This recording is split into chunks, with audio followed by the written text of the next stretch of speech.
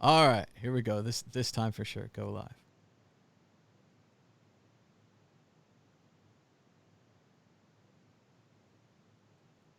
Relentless as the Tarantula by Charles Bukowski.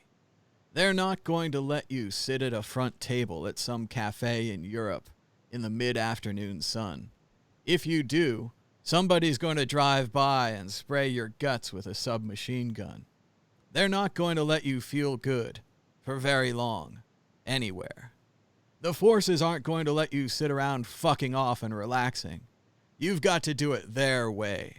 The unhappy, the bitter, and the vengeful need their fix, which is you or somebody, anybody, in agony, or better yet, dead, dropped into some hole.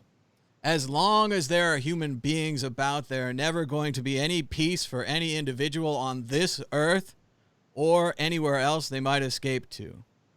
All you can do is grab 10 lucky minutes here, or maybe an hour there.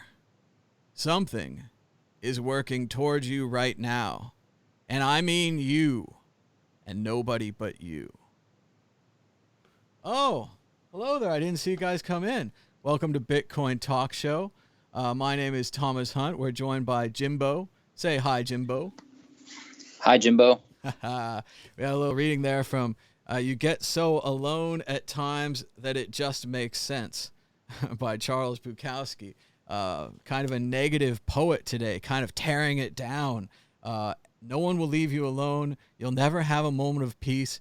Everyone will always be at you and after you, and those kind of things. Seems pretty accurate from Bukowski today. What do you think, Jimbo? It was an excellent reading as always. Violently angry. But we're going to go to the full screen share, and start the show. Here we go. The price of Bitcoin is $9,634.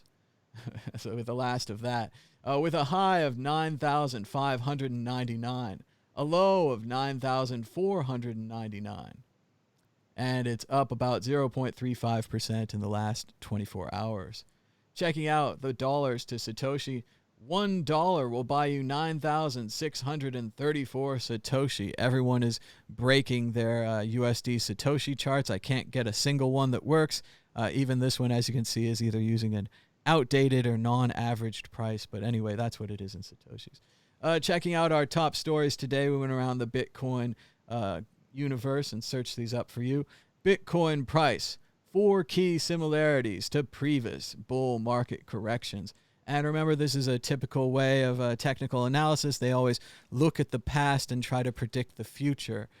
The past doesn't always predict the future, though, but that's what they think. So they've looked at the charts and they've overlaid them, and they say, hey, that looks like that, and hey, that looks like that, and altcoins are getting crushed. But really what's important here is that Bitcoin is a brand new asset, a brand new asset class. No one has ever seen anything like this before, and no one really knows anything. Jimbo, what do you think? The price charts match the same, so everything is going to happen the same way? That's been my investment thesis. How's it working out? So far, pretty good. As I've been saying, so the price right now is this awkward middle ground, right? So at 9 or 10,000, whatever it is, most people think, oh, that's an absurd amount of money. I can't imagine like paying, that amount of money for something. And meanwhile, a Satoshi is like 1/10,000th of a cent. So we're in this weird middle space. But once we get to the $1 million Bitcoin mark, at that point, a Satoshi is a penny. And that's when Satoshis are now penny stocks. And that's when the real pump can start. So it has to be the smallest unit of Bitcoin up to a penny. What if we had done Satoshis down to 16 units? What would you do then? That would be even better. And I look forward to the day that we have sub Satoshis on Lightning fully deployed everywhere. I do think it'll get to that, and we will have to go down lower. If you ever think of all the movies with the credits or whatever it is, they always kind of do a thing where they show the credits with like a really long number, and then they convert it down to another number. To me, it doesn't matter if that long number is billions or trillions and has a lot of zeros behind it, or if it's decimals and it has a lot of zeros in front of it. I just think we aren't trained very well to read lower decimal places. I've always argued for something like adding a comma in to the decimal place after three zeros, but you can't do that because different people are using commas or periods for this and this and that, or maybe a dash. Just the way that we do with thousands, where if you get 3 zeros, you add a comma, you put 3 more zeros, you add another comma. It makes reading long numbers possible. And I see that we don't have anything like that for the decimal place system, and maybe we need it. Well, the alternative would be the scientific notation, where you use an exponent to show like how many places it is. But I'm not convinced that that's going to help people much more. I like the idea. At least it gets it down to the places, so we can say definitively that we're talking about 9 zeros or we're talking about 10 zeros, because it's so hard when you just glance at it. And that's, I think, the most obvious mistake that people make when they just ballpark it. And they're like, oh, I'll send a 0.1 Bitcoin. And really you wanted to send a 0.01 Bitcoin. That being off by a factor of 10 can really change what you're paying for. Yeah, it's just a trivialing detail there, an order of magnitude. But yeah, people can mess that up. So it's going to be a while before I think it really works out for people. And it may not happen until what I call saturation, like when Bitcoin's kind of everywhere and it's taken over the world, and we approach that infinity dollars mark that you've laid out. Aha! All the world's everything must be converted into Bitcoin.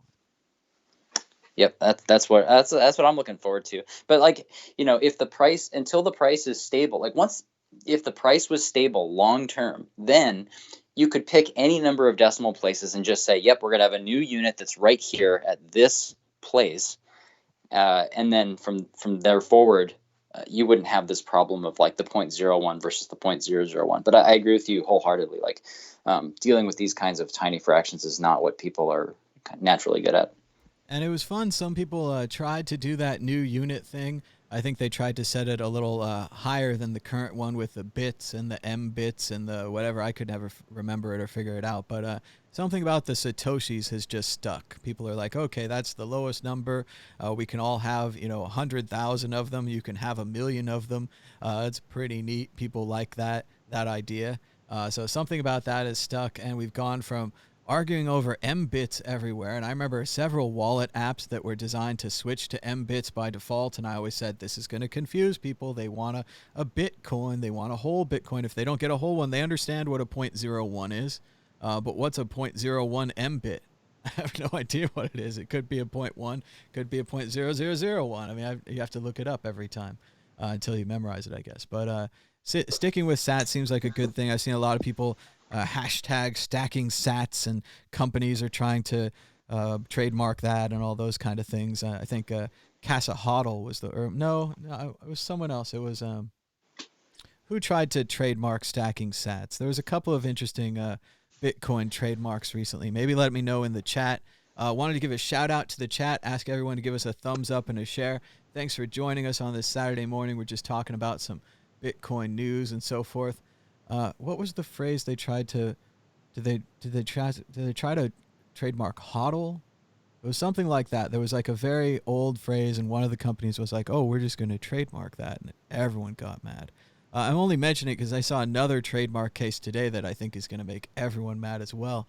I don't have the story here, but a company related to LeBron James is attempting, and I hope they lose. I think they'll lose, to trademark the term Taco Tuesday. I don't see how that's going to be successful. Don't you immediately seeing it running up against a thousand different Mexican restaurants that all do Taco Tuesday, and it's all our little fun joke. We all have some nice tacos, but they're going all out. They want to start a podcast called Taco Tuesday. They want to do merchandise. They probably want to, I don't even know, maybe start their own Mexican restaurant, call it Taco Tuesday. I don't know what you're going to do on every other day, but yeah, terrible idea. Real example of the how copyright can go too far.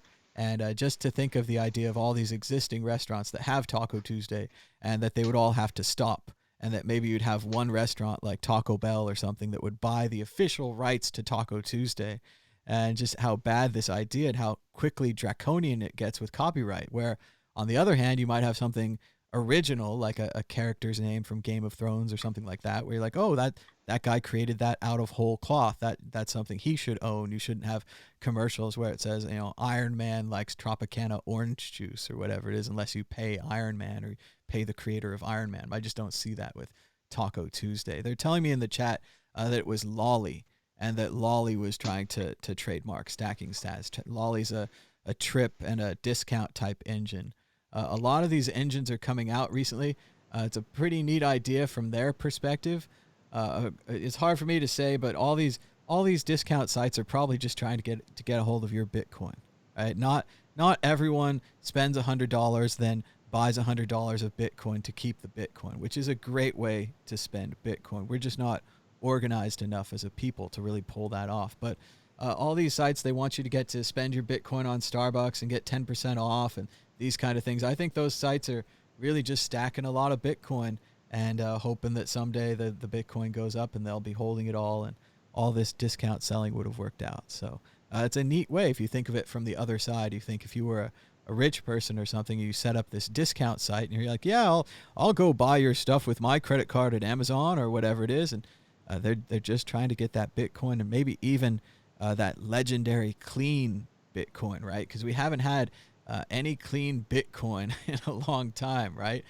Clean Bitcoin, you used to be able to get it from local Bitcoins or maybe your friend at a Bitcoin meetup or something like that. Now all of our Bitcoin pretty much is marked by Coinbase or marked by whatever exchange you bought it on, or local Bitcoins isn't even very local anymore. Stuff like this happens fast. The clean Bitcoin's hard to get. So if you were a very rich gentleman, you wanted to set up a company and just accept Bitcoin and just stack it in a big pile. It sounds pretty sweet. Yeah, I agree. Yeah, it was Lolly. I had also forgot. I remembered being real mad about it, but I couldn't remember who I was mad at. So I guess that works to their benefit. I know what you're saying about these companies wanting your Bitcoin and all that. I do want to point out there is one group of people that I think gets underrepresented in some of these conversations, and that's children. Children don't have easy ways of getting, say, credit cards or a PayPal account or a bank account.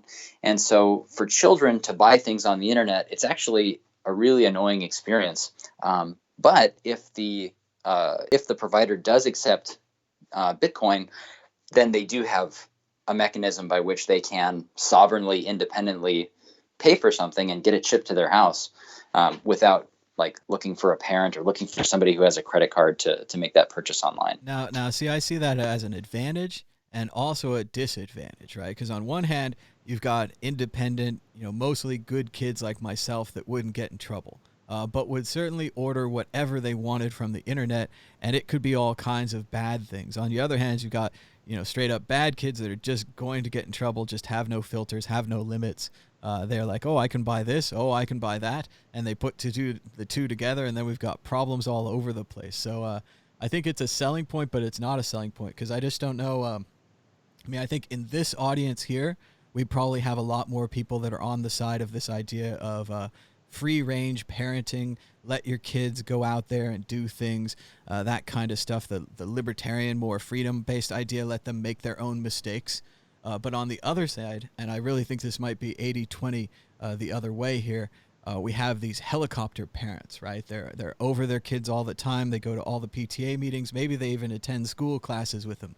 I don't know. They're way into their kids, and they're also way into protecting their kids. The idea I hear all the time is kids can't ride bikes places. They can't walk places. The world's not safe anymore, even though it's still plenty safe. But these parents, these ideas have gotten into their head. Now they're afraid of everything. So I think they'd be 10 times more afraid of Bitcoin if you told them that their kids could suddenly buy anything they want in the world with their allowance, maybe even a flamethrower from Elon Musk.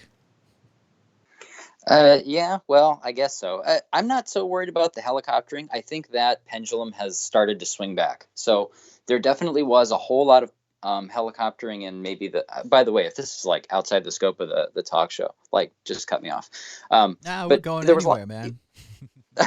All right, I have some thoughts on this subject. So back in like the 90s, there was a whole lot of increased reporting of crime, even as crime itself was going down. And so there was like a lot of helicoptering that went on for the millennial generation. But as the millennials start having children and they remember the damage that was done to them by not being prepared for the world, I think we're going to see that kind of flip back the other way. So I think those same kind of libertarian ideals of, let your children make their mistakes, let them go free range. I think that is actually going to become more popular over time as like I said, the pendulum kind of swings back away from that mode of parenting. Well, I'd hope so, and I'd like to see that, especially the part about making your own mistakes. I think that's one of the hardest things for anybody to learn, not just mistakes out in the world, but thinking mistakes or charting your course mistakes. There's all kinds of mistakes that you can make, and then one of the earliest and easiest mistakes that I used to make is just that you could do everything perfectly, and if you didn't do it perfectly, it wasn't worth doing, and that's a terrible mistake because that way you never get better at things, you never improve at the things that you're doing, and I think it's very easy for people to make that mistake, especially in this environment. They were talking about video games on the Joe Rogan show the other day. I was listening to his great interview with John Carmack, the legendary creator of ID Software, Doom, Quake, Wolf 3D, all these kind of things. And they were talking about video games and kids and all these kind of things. And it just has changed so much and changed so fast.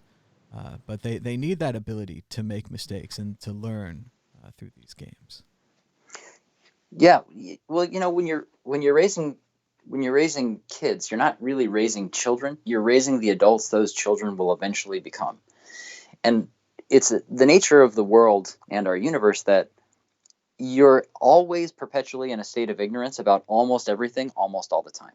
There's just too much to know. Like you can't possibly know everything. And we all start totally ignorant of whatever subject it is, even little babies trying to learn to walk. They start ignorant of walking, and then they learn how to walk by making little mistakes. And so I think your protectiveness needs to scale with the person who you might otherwise try to protect, so that they're they're safe in making the kinds of mistakes that won't destroy them. So, you don't just let a child who's a toddler just cross the street on their own. You teach them the safe way to cross the street. You say, look both ways, hold somebody's hand. And then once they become comfortable with that procedure over a long enough period of time, then they do it on their own. And you kind of expand the boundaries a little bit at a time. So, yeah, buying things on the internet, sure, kids could maybe buy things you might not want them to buy.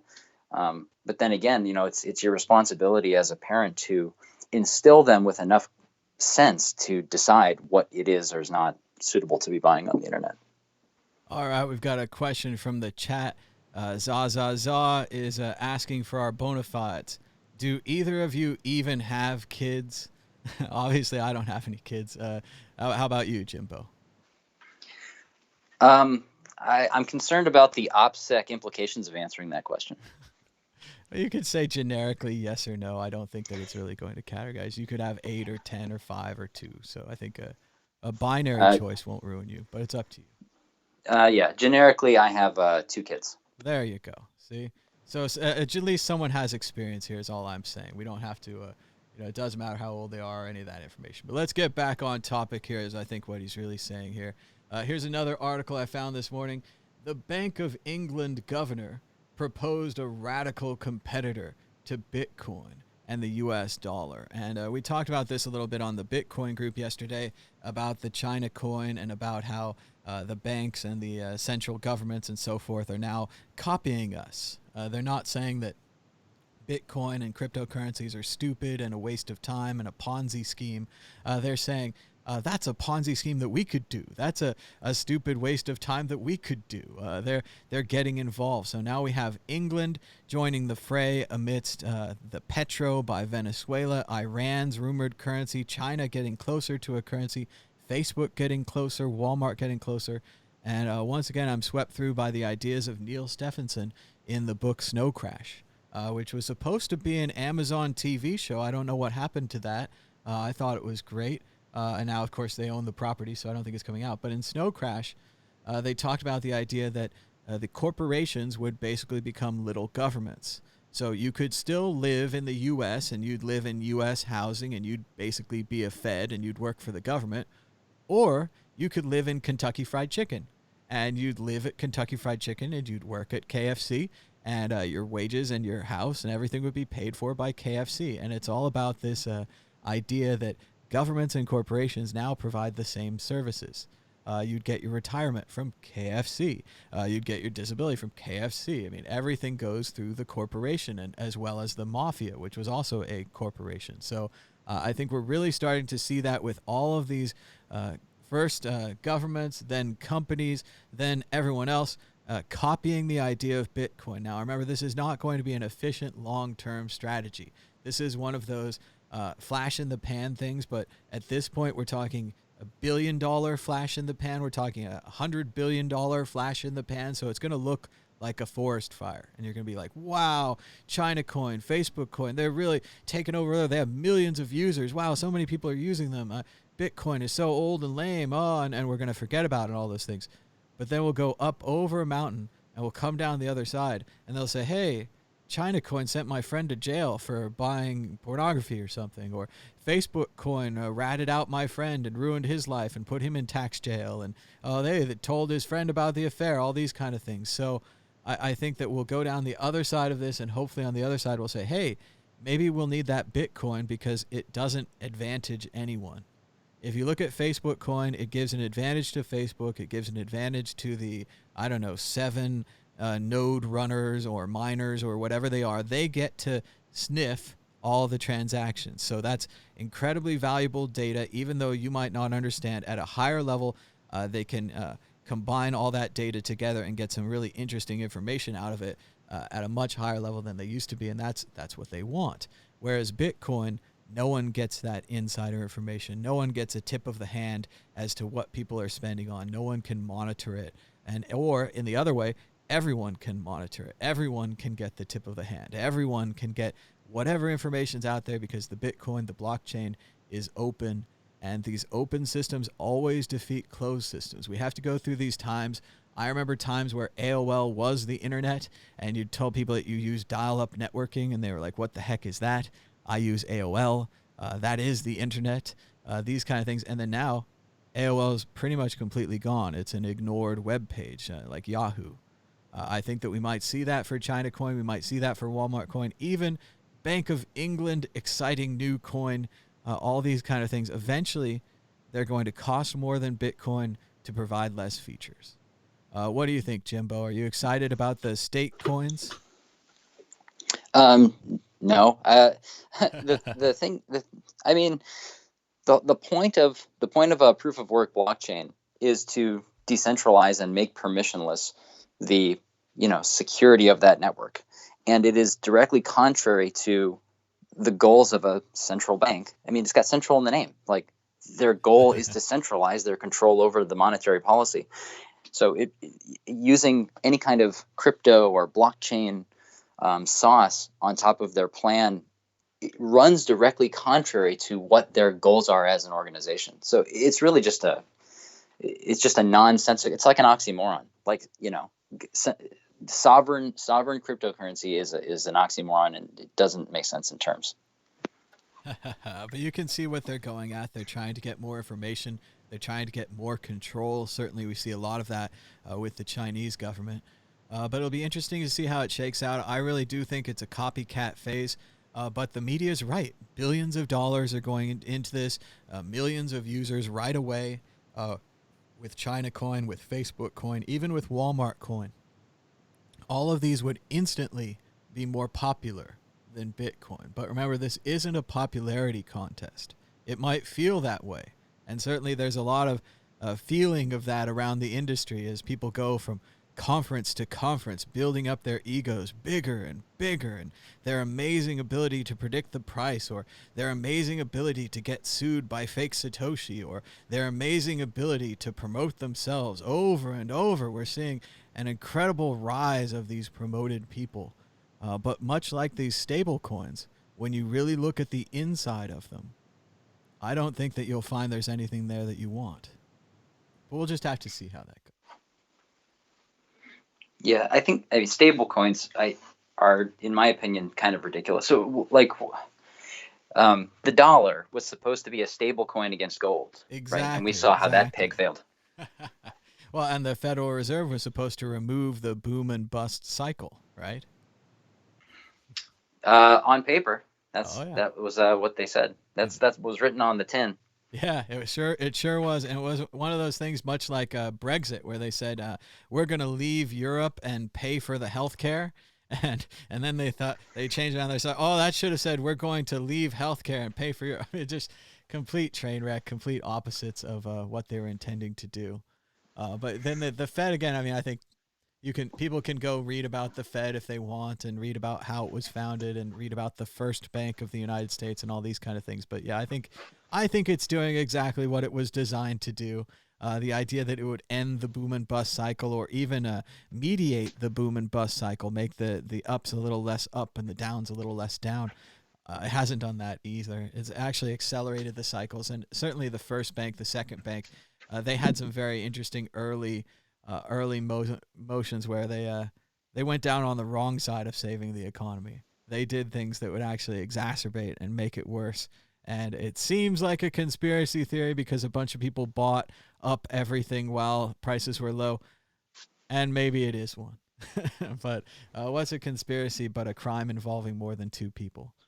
But let's move on to our next story. Today we've got Bitcoin scam. Oh, I like this. Orchestrator. That sounds beautiful. We're reading a translation here, obviously. Who stole nearly 68 million, beaten to death by crime partners. And we're going to go and read some of the article here. It says, Indian police have discovered a large-scale Bitcoin scam worth $67 million.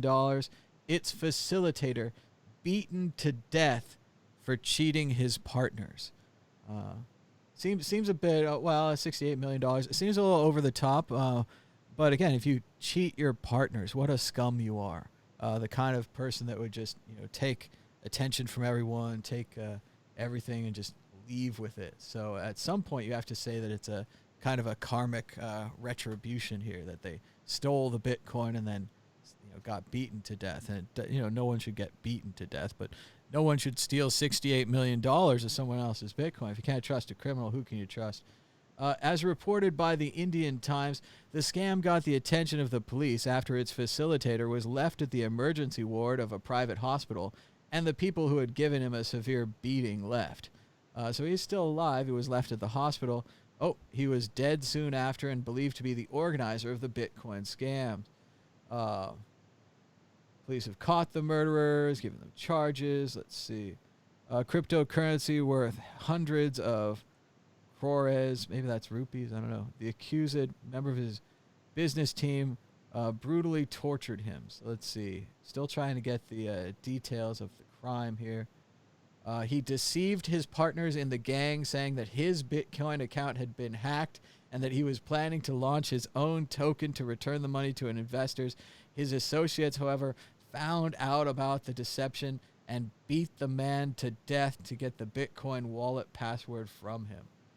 So it sounds like they had received, and the money had come from crypto investors who were scammed, including various Indian cities, who hoped to receive high returns for their investments, but ended up with nothing. So it's a pretty interesting story when you really read down into it. He said that his Bitcoin account had been hacked and that he was going to launch his own token to return the money to investors. I remember this happening to a Bitcoin exchange. I think it was Bitfinex.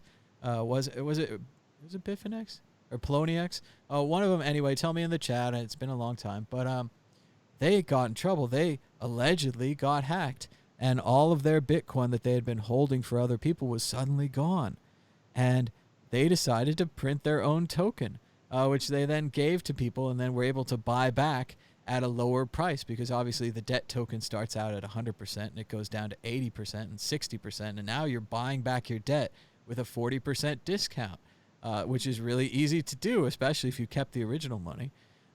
But yeah, it's quite a crazy story.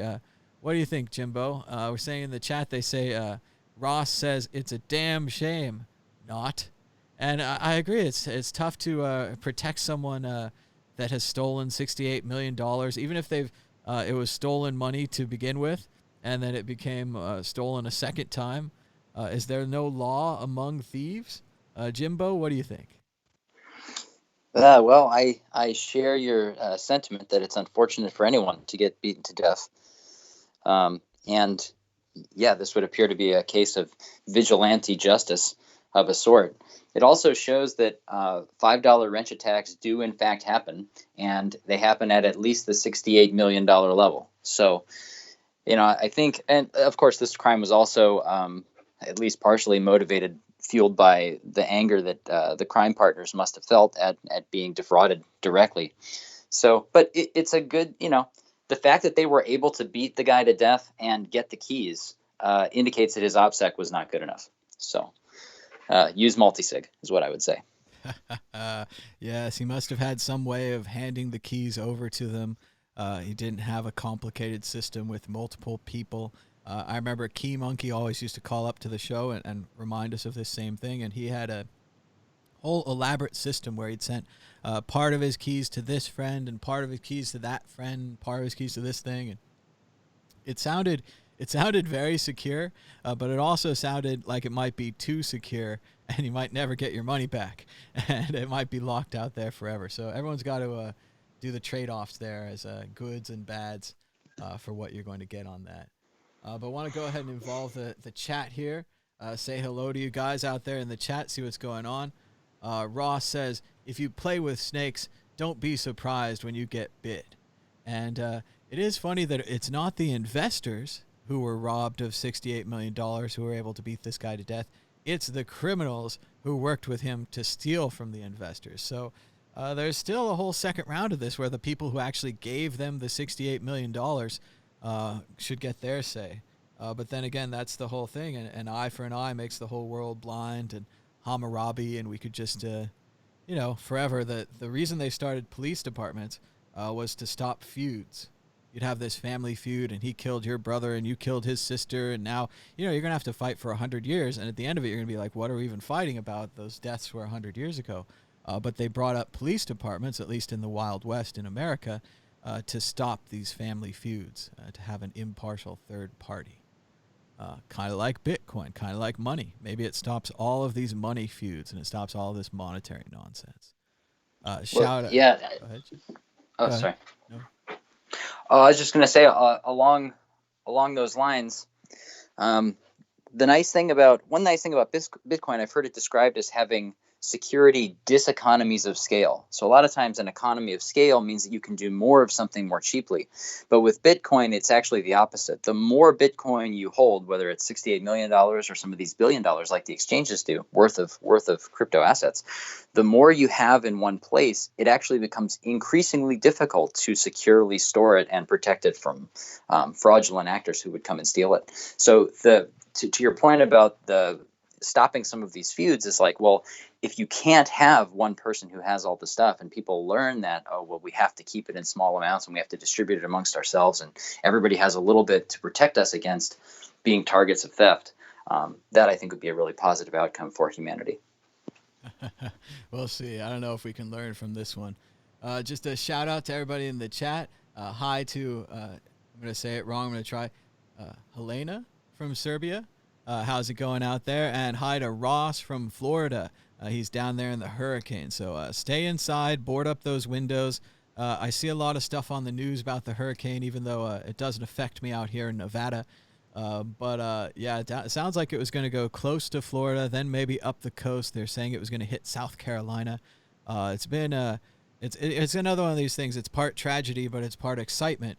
There's been a lot of excitement as they track the hurricane, and it became a category 3, 4, 5, back down as it changed direction, all these kind of things. So for someone that's not a part of it, it's exciting to watch right up until the moment when it hits and it gets really bad and all these people get flooded and those kind of things. Then it's not so exciting. So, but at least the president didn't nuke the hurricane.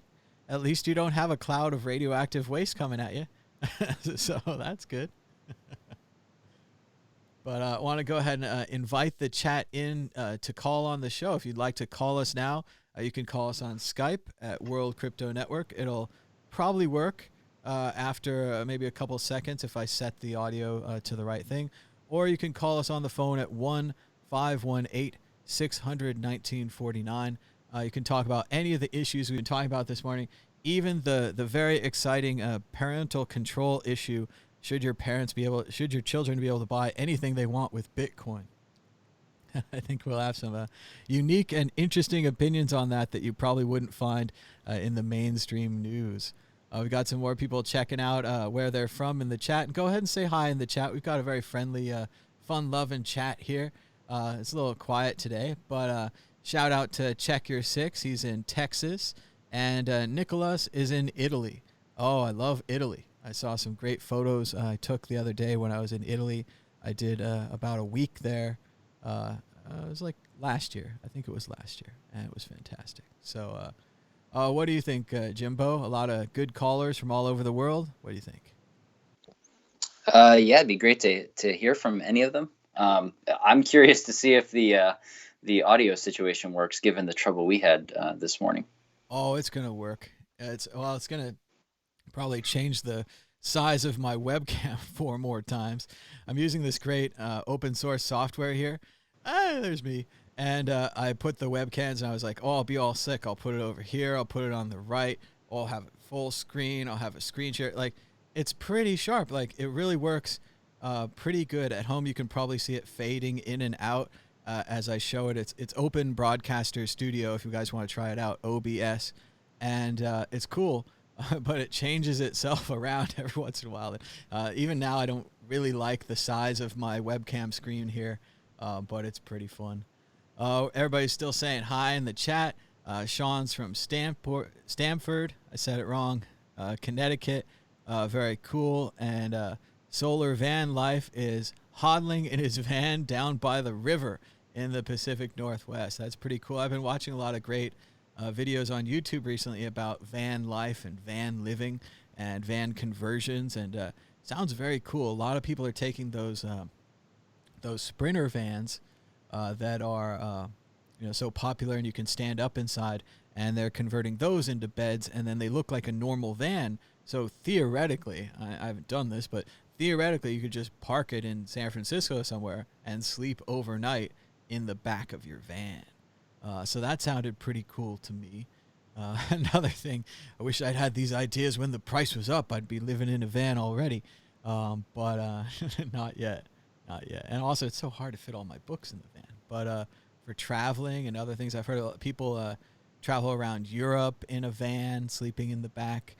Sounds pretty cool. And again, it has to be in the right climate, though, because if it's too hot or too cold, van living is going to be rough. What do you think, Jimbo? Can I get you and the family to live in a van? You guys gonna get on board? Yeah, we've discussed that. The biggest problem that we've found is like bathrooms. Are you going to have a nice shower that you can take a shower in, or do you have to go to some campground somewhere? If it's possible to get a van or an RV that has a nice shower in it, you could probably convince me to look into that more deeply. Yeah, that's definitely part of the problem. A lot of I was advised when I moved to San Francisco, and I just wasn't there yet. But I was advised to live in a van. If you're in an urban area, something like that, you set up a 24-hour fitness, a place like that you can go to, get your shower, get your workout, use the restrooms. A lot of these van conversions I've seen, they all have like a chemical, or I don't know if it's chemical, but like a sawdust toilet, some kind of toilety thing. And that seems to work pretty good. Obviously, for a dude, having a water bottle would probably work pretty good for most situations, but not some. And then, yeah, showers are going to be rough. It's roughing it for sure. And I'd imagine with a family, it would be even tougher. But a friend of mine has a van with a pretty decent bathtub in it. And he's got some bunk beds that he can pull down from the sides of the thing. And he took his, he has a small family, but he took his small family on some vacations in it. So it worked. Let's see what they're saying in the chat. Solar Van Life, he has a standard utility van. It's very stealth, except for the 600 watts of solar hanging on the roof. And probably the AC. Yeah, those kind of things. I mean, once you start mounting things, it looks a little between a mix of a van and an RV. But I do like that stealth idea. That just seems like a beautiful idea that you could put it in a parking lot near the ocean, or you could put it in a parking lot in a nice forest, or something out there, or maybe just park in the city overnight. That sounds pretty romantic. But again, we're talking about a single guy here, or maybe a couple on a vacation. I don't think it'd be the same for a family. I think it would be a rough sell. Let's see. Bitcoin Hooped, he also says he's a traveling artist and he converted his Sprinter into an RV, and he suggests Planet Fitness. So, yeah, sounds like he's on the plan, and he's got a Sprinter too. Very cool. So yeah, I'm going to be checking out those van life videos, but you're going to be living it. So very cool, man. Keep it up, and stay safe, all those things. There was a family that converted a school bus, and it was called the Unschool Bus, and they were unschooling their kids from there. So I think a bus might give you enough space, but now you got a whole bus to deal with also. That's right. Yeah, a bus would be a lot of space. And then the one I remember, and I'm not sure if anyone ever did a follow-up story on this, but there was a great story, seems like a few years ago, about a family in the Netherlands who had gotten their father or somebody in the family had basically gone Bitcoin crazy. And this is something that we all should have done when we found Bitcoin, but not all of us have the risk tolerance to do. But he sold his family's house. He sold all their stuff. He sold all their furniture, and he moved his family into a campground. And they had tents and a stack of Bitcoin. And everyone was like, oh, that's not going to work, and all these kind of things. But depending on when they sold and if they sold and how much they had and all those kind of things, I think it really might have worked for them. It seemed really radical, and of course it is. And it's the kind of thing that maybe a single person can do. Like the guy here in the chat, he's single, living in his van. It seemed pretty easy to do. But this guy took the whole family, took them down to the campground, and said, kids, this is how we live now. What do you think, Jimbo? You think you could go for it, get your family on board? Ooh, that's tough. My family is pretty high maintenance, so I don't know that I'll be able to get them to move into that environment. But I do remember the story you're talking about. As I recall, he bought in 2017 in the summer, so the price was, I think, less than $2,000 at the time. And then I saw a follow-up story from sometime in 2018 where I want to say they hodled just through it and did not sell, or at least did not sell a lot. So that's the last I heard of that particular story. But I don't know if there's a newer update than that. Yeah, that's a painful position that I and a lot of other people find themselves in now, where you hodled really good to the top, and then it started to go down, and then you had bills, and then you had to pay more, and then you couldn't hodl so much more, and all those kind of things. But with the family, it's so much harder. I wish, in retrospect, of course, it's easy to say all these things, but you wish that you'd sold at this and you'd sold at that, and you'd bought back at this, and you'd had a whole plan and everything. And maybe if you took such extremes, you're like, well, we're going to try to maximize so that we can get this much more instead of that much more, and if it goes to this, we're going to buy a house again or something. You have to have some kind of plan to get back out of it. Because otherwise, the way Bitcoin is, you could just watch it roll up and roll down and roll up and roll down, and just don't think it's so great. So, but we've got some. Yeah, go ahead, Jim. Oh, I was just gonna say I can share my plan. Not that it should be treated as financial advice, asterisk standard disclaimer. But my wife asked me once, well, when would you sell Bitcoin? Because of course I'm like many hodlers in that I don't sell it. I just stack the sats. And I said to her, I would sell 10% if I could pay off something enormous.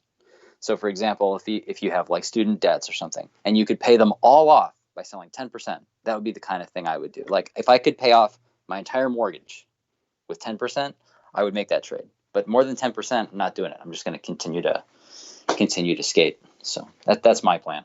I definitely agree with that, and I've heard a lot of people say if selling 10% would change your life, that's kind of the metric that you're looking for. Because yeah, I definitely didn't sell at the top and all those kind of things, but at the near the top in that range, I did pay off my credit cards.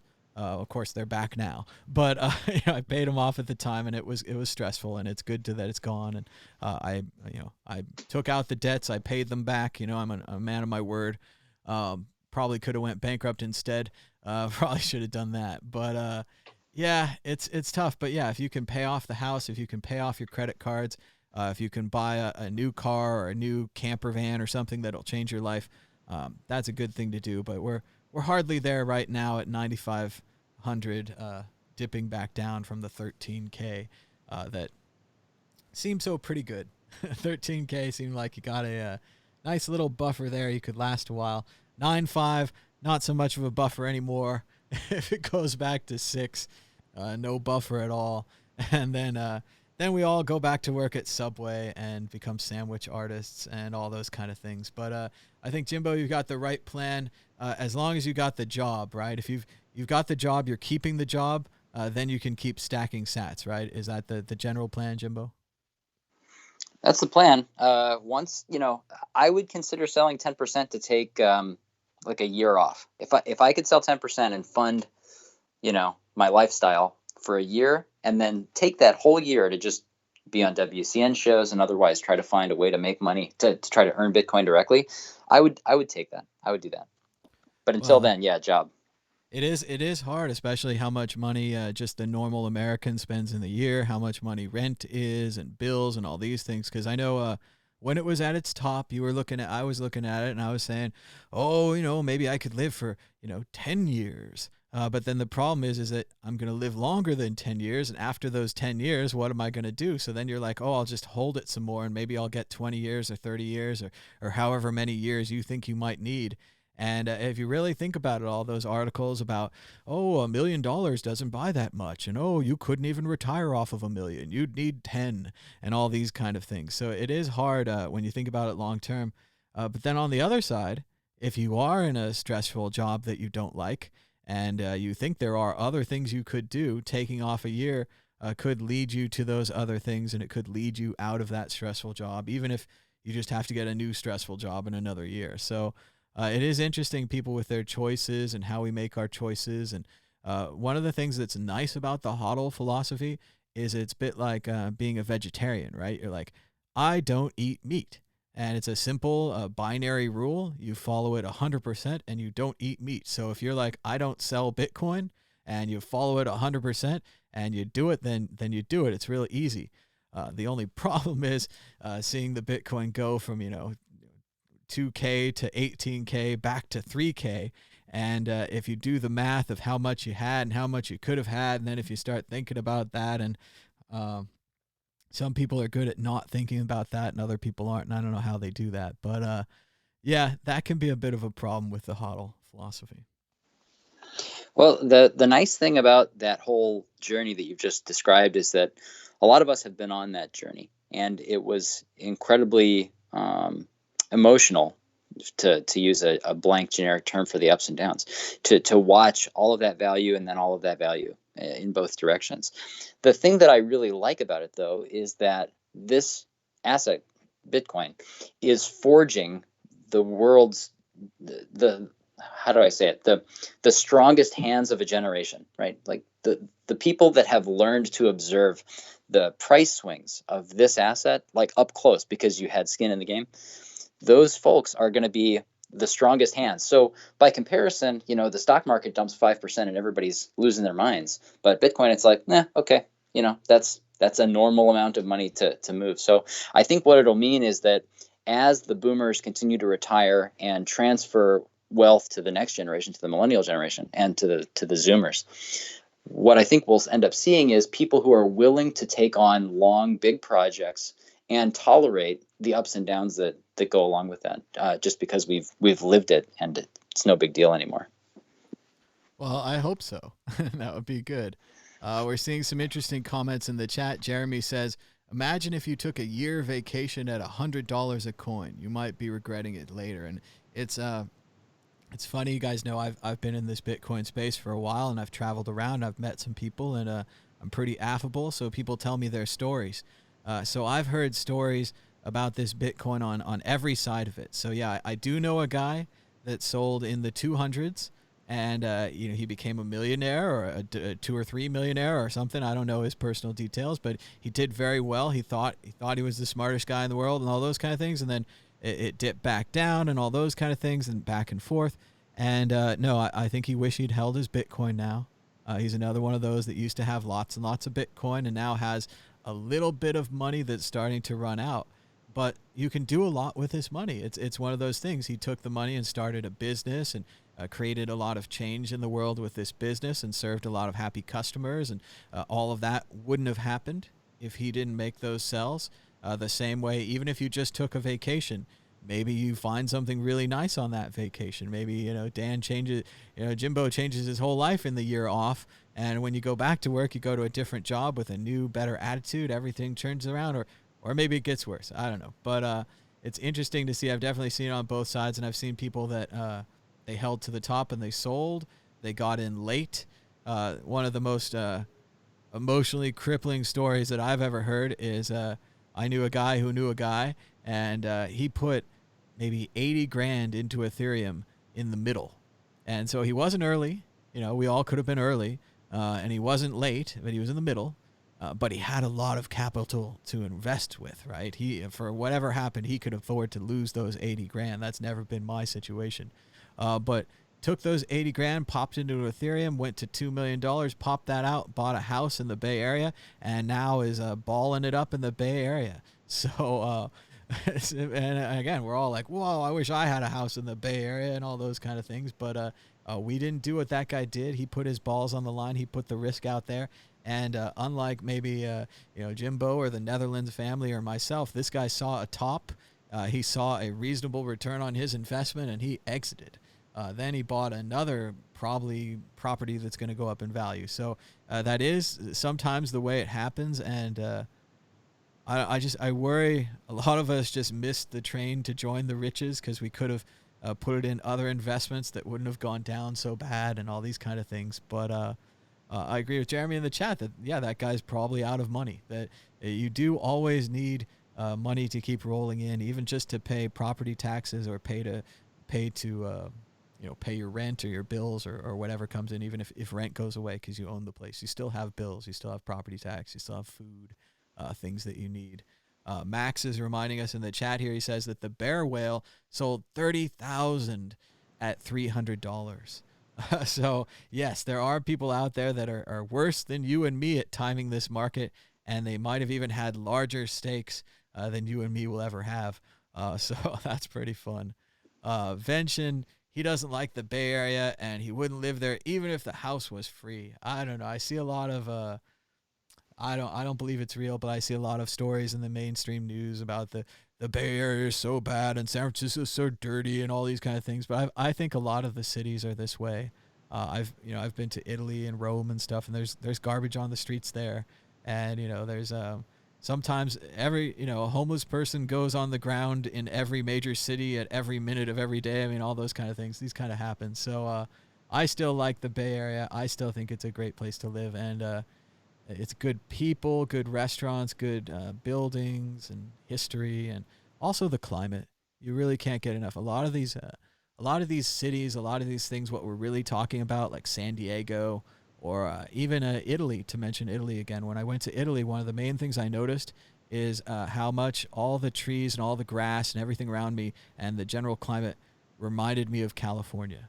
There's these places with good climate where people gather to live and they build cities. And years later, we forget and we wonder why they built the city there. And a lot of them are climate cities like San Diego or San Francisco, and they're also ports. But then you've got like Amsterdam, where it's freezing cold all the time and it rains all the time, but it's a major port. They were major merchants and they conquered the world through their ships.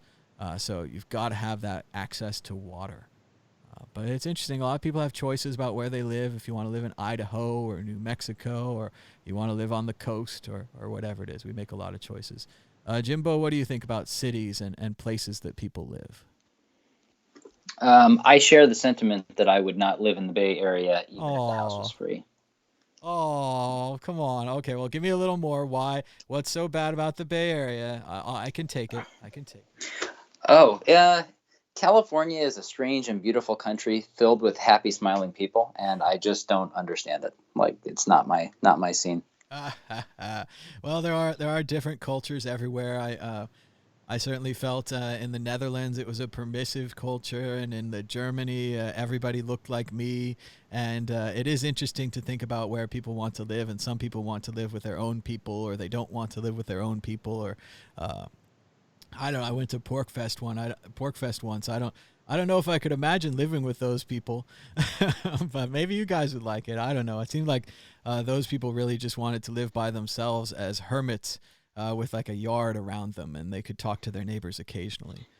Yeah, up in Live Free or Die, New Hampshire. That's my kind of place right There you there. go. Well, gotta move there. I don't know. It gets so cold the winters there. I don't think I could do it. That's why you gotta have two places, right? One in a tropical climate and one in a more temperate climate, and then you just live half and half, That's what I'm right? trying Or to do for sure, but I just keep getting places in the hot. Like today, I could live in Las Vegas or I could live in Sacramento, and I think it's over 90 degrees in both places. So I don't have great options. well, hopefully the citadels will have multi-climate areas where you can go up and down to different climates. See, there we go. Everything will be perfect in the future. Let's see if we got some more Bitcoin news before we might head to the end of the show. If we do some more Bitcoin news, Bitcoin hash rate hits record 83.5 terahashes while the price trades sideways. And it's an interesting story here. I know Max Kaiser's been very active on Twitter for a long time, saying that hash rate predicts the Bitcoin price, that what the Bitcoin miners are willing to invest, what they are willing to risk, gets back to the Bitcoin price eventually. So what do you think, Jimbo? Does the hash rate predict the price, or is this just old money, old bets still on the market? That's a really great question. I think that in the game theoretic sense, it cannot be the case that hash rate predicts price because it's like what you paid for something doesn't indicate what it's worth to other people. Like you could work really hard on your macaroni sculpture and maybe nobody wants it, so they can't value it that way. So I can't see there being a causal relationship, but it could be correlative. It could be that miners, by having to make investments so far in the future, just do better research than other people and are able to predict that they'll be able to make back their investment. But it's hard to say. I could see that the better research combined with, like you were saying earlier, the idea of skin in the game. If you and I have some skin with our minor investments, and some baller has more skin with a big investment, imagine these miners and how much money they've spent on facilities and rent and air conditioning and resources and servers and computer guys, all these kind of things. If they're making a bet, they're making a very large bet and a very serious bet. So I could see following that. I could see the price following. This blockchain executive thinks we're seeing a Bitcoin revival. Well, that sounds great. I like the revival of Bitcoin. And what do you know? I know this guy too. So it says David Watchman, when he founded Waxman, a global blockchain services firm, used to be a PR company. And then now it would become a leading blockchain industry company. So shout out to Waxman. Sounds like he's doing well. And he says there's going to be a revival in Bitcoin. He says it's the oldest blockchain and in many ways one of the slowest blockchains. Fuck you. No one has certainly had its challenges in terms of upgrades, but Bitcoin is an experience and a normal social revival in our industry. It's amazing.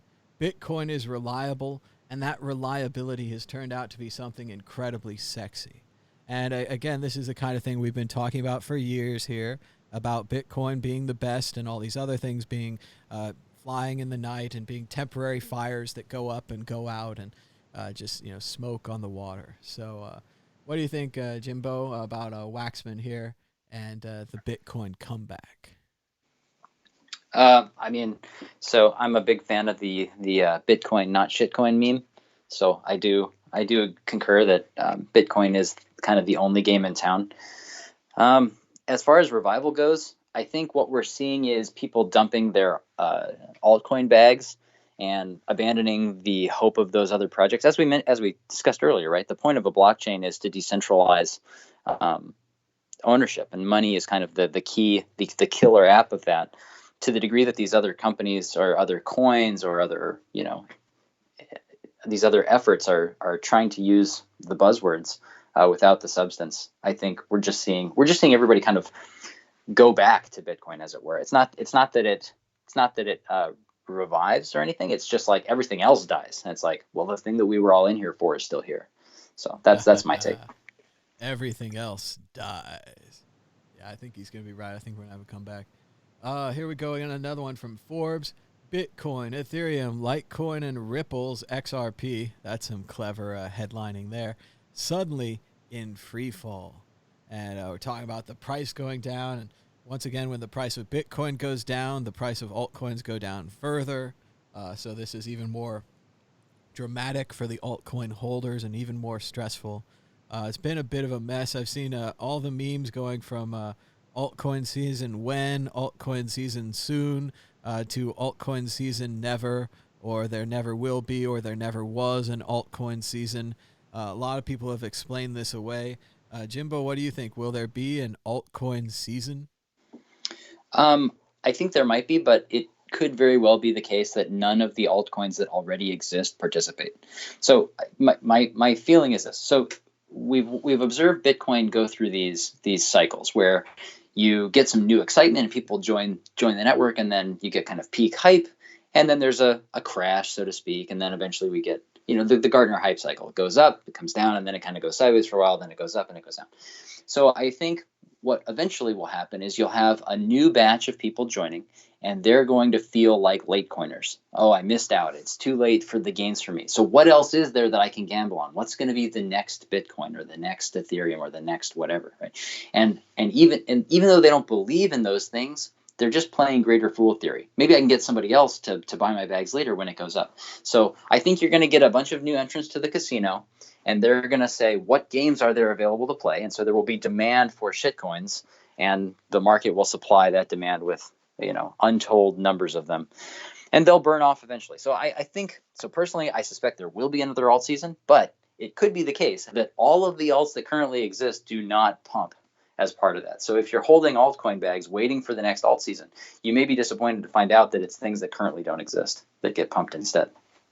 I agree with that. I do think it's about the novelty. People are buying into Bitcoin and they say, oh, it's too slow, or it's not moving enough, or it's not new enough. And then they buy some Dogecoin. And they're like, oh, Dogecoin's great because it moves a lot. Or they get Litecoin or Ethereum or EOS, the new Ethereum. We used to have Bitcoin killers were the big thing on the market. Now, EOS killers, Ethereum killers, second level smart contract killers are all the thing. And then there's the whole stable coin market where each new stable coin tries to kill all the other stable coins. Wait, yeah, you mentioned Dogecoin. So disclaimer, I own 0 Dogecoin. But of all the altcoins out there, I actually like Doge. And the reason isn't because it has no team. There's no claim of technical superiority. There's no roadmap. There's no development. It's just a meme. And if there's one thing I know that hangs around longer than it really should, it's a stale internet meme. And so that's why I like Dogecoin. What I like about Dogecoin, and I'm not sure it's a good thing, but I think all the new people getting into the Bitcoin, new people getting into Ethereum, these kind of things, they all look at Dogecoin and they say, oh, that will go up in value, and they buy some. And then this becomes a self-fulfilling prophecy where it does go up in value, even though it has no value. I think if we're talking about the value of novelty, Dogecoin has this kind of infinite novelty where it'll always have some kind of a novelty value, but I don't know if that's going to make people rich or just a novelty rich. Shout out to Vention MG Tao in the chat for the $10 donation. Thanks so much for donating. Did you guys know you can donate money in YouTube Super Chat, or you can send Bitcoin to any of the addresses on the show? It's always great to help out the show. $10, $20 helps out a lot. So imagine if there were thousands of us or millions of us donating $10. So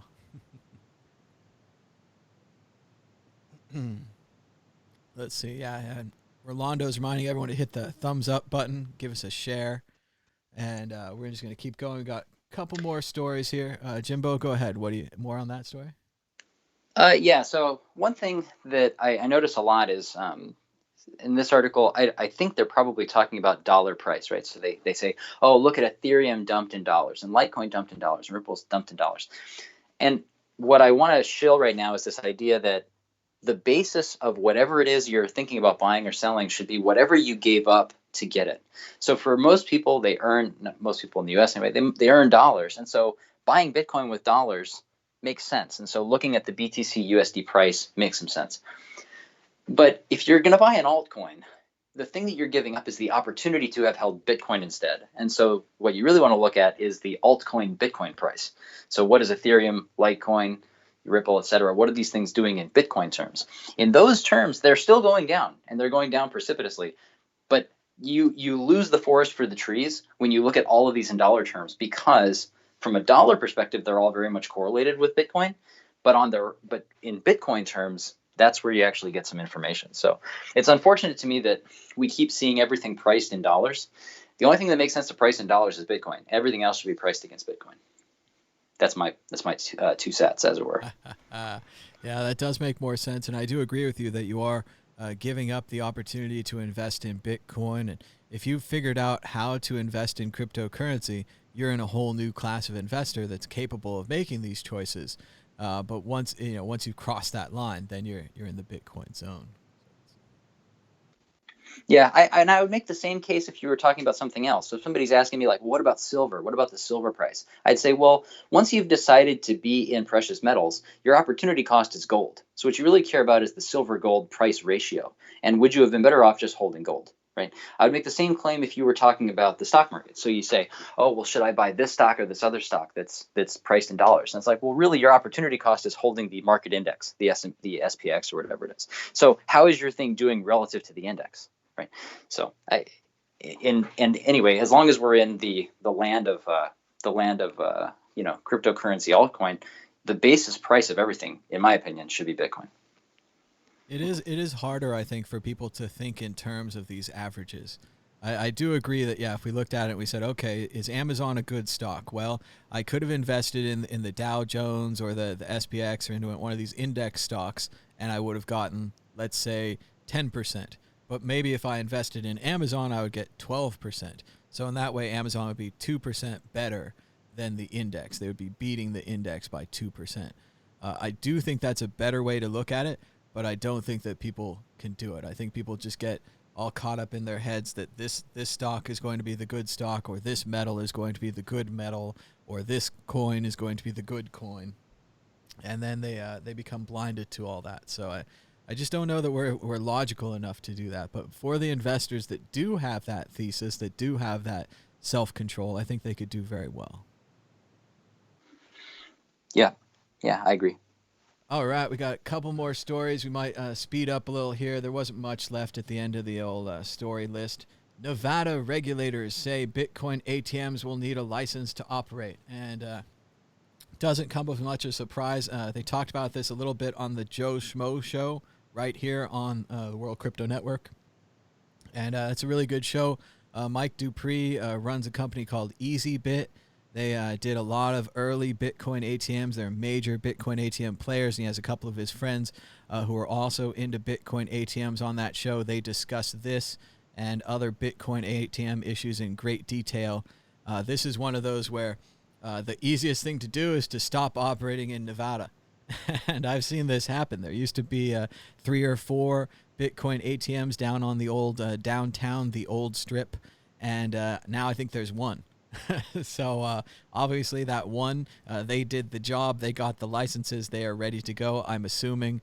And those other ones were like, no, we're getting out of town. We're not going to do this. But more and more, just like New York, we see these controls as at one attempt, they're trying to protect their consumers and their customers. But at the other hand, they're chasing business away from their state. Not that I think Nevada has anything to worry about, but it is unfortunate to see them go this direction. But then again, maybe the license isn't that draconian. Maybe it's pretty straightforward. We also had a story here from Cointelegraph that super rich Indians choose Bitcoin over altcoins for investment, according to a poll.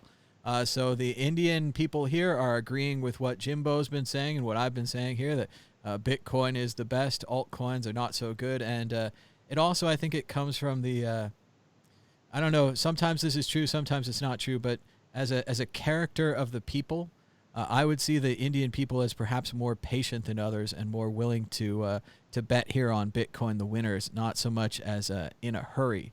Whereas the character of other people might be more risky, more risk taking, more let's make that money. It really depends on the people. What do you think, Jimbo? Do you think Americans have more appetite for risks with altcoins? Perhaps Indians have more control and just cautiousness with the Bitcoin? That's a really great question. I've never been to India, so I can't really speak too much. And most of the Indians that I've met have immigrated here to be in the tech sector, so I don't really have a good feeling for it. But one thing I will point out, though, is that the Indian central bank has been negative on cryptocurrency generally, and also they did that demonetization a couple of years ago. I don't know if you remember that. They called in all the called high back the rupee 20 notes. or even just the 20. I think it was a 20. It wasn't a very big note, and they called it in because a lot of people were hoarding them, and it was their savings account. And if you didn't hear about this call in, now you're hoarding a bunch of worthless notes. So it was really terrifying to me and to a lot of people, I think. So. Yeah, some people were really hurt by that. The story that I had heard as to the reason for them doing that was because they were trying to cut down on the cash economy. The cash economy in India is quite a bit larger than it is even in the United States, which is a bigger cash economy than in lots of parts of Europe. So they were trying to cut down on that because a lot of those cash transactions end up not being taxed, and the government wants to tax them. And so they brought in all the money. So I think, if anything, I would suspect that experience of going through that demonetization or remonetization, whatever you want to call it, that experience would probably weigh on the Indian conscience to a certain degree, at least as far as the regular people go. Now, I don't know anything about super rich Indians per se, as the headline of this particular article says, but I would think that Indians would want to have a secure holding place for their value, given that much of them grew up with storing their value in hard assets like gold and physical bills that are in their own possession. I was wondering how they here it is. They had a specific plan to only survey high net worth individuals.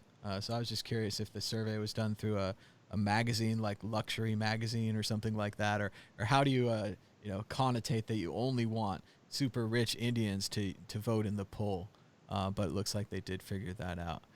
So it is interesting, and maybe it's just a brand name issue. Maybe they're just investing in the thing they've heard of, and it's also just a poll. They're not actually investing. I mean, this is I would invest, or maybe I would invest. So it's a bit like, what have you heard of? And I've heard of Bitcoin. Maybe I've not heard of those other ones. It's not conclusive. And finally, from Bloomberg, we have the most honest headline in the financial industry: crypto crash prompts guessing game as Bitcoin breaches $10,000. Again, that's all it is, really, is a guessing game. People think the price is going up. People think the price is going down. Now, as we're heading towards the end of this show, I want to give you guys the important insider information that we provide here every time we do Bitcoin Talk Show. We even did a little bit of this on the Bitcoin group the other day. We have right here the Bitcoin price predictor. It's been right 100% of the time. On the times where it's been wrong, it actually predicted both sides. So it said that it could go up or down. So it was right those times too. So we're going to ask it, will the price of Bitcoin be higher in the next week? Here we go. Bitcoin price predictor. Very doubtful. Very doubtful. Bitcoin price predictor has spoken.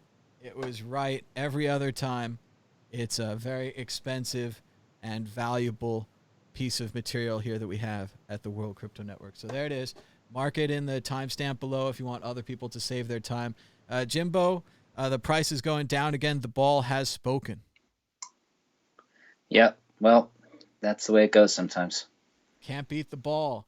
But thanks to everybody in the chat. Thanks for giving us a thumbs up and a share. Thanks to Jimbo for joining us. As always, if you guys would like to support the show, you can donate Bitcoin or Lightning Network Bitcoin to the QR code on your screen right now. We're attempting to raise money for summer gear. Part of it that we're using right here, I'm using the brand new mixing board that you guys bought me. to mix the show and to add in the other callers and stuff. It's really helped a lot as Google took away Hangouts just about the time that I got a new mixing board. So thanks to Jimbo for joining us. Jimbo, anything you want to say in closing? Where can people check you out? On Twitter, my handle is Hexlib, HEXLIB. So if you want to chat with me there, that's fine. On Telegram, I'm Jimbo Coin. All right. And they want to see you on cam for the next show. Jeremy's very excited about this. I was going to try to screen share some Skype. We're still not quite back to 100% here of Google Hangouts of the old days. I do think that we could have done a call today if anyone had called in, and maybe I'll paste that in going to the end of the show. But if anyone had called in, I think we would have done Jimbo's on the desktop here. Then I could have answered the call on the phone, and then I think we all would have been there, and we've all been on the show together. So I think that would have worked, but we're not quite at the old days where I could just add in co-hosts on Hangouts. I am going to try out Zoom or some of these other things. I forget the other one that I was supposed to try out, but Open Broadcaster is working pretty good. We're starting to figure it out. It's a little quirky at times, but we're having a good time. Thanks to everybody for joining us. We did about an hour here, and maybe we'll do some Mad Bitcoins tomorrow or play some Minecraft or something. Hope you guys have a good weekend. It's a 3-day weekend. I think the man burns tonight. I'm missing that. But oh well. And maybe some of you are watching this after the man's burns, or maybe that's why everyone's gone. They're all out of town watching the man burn. So until next time, bye-bye.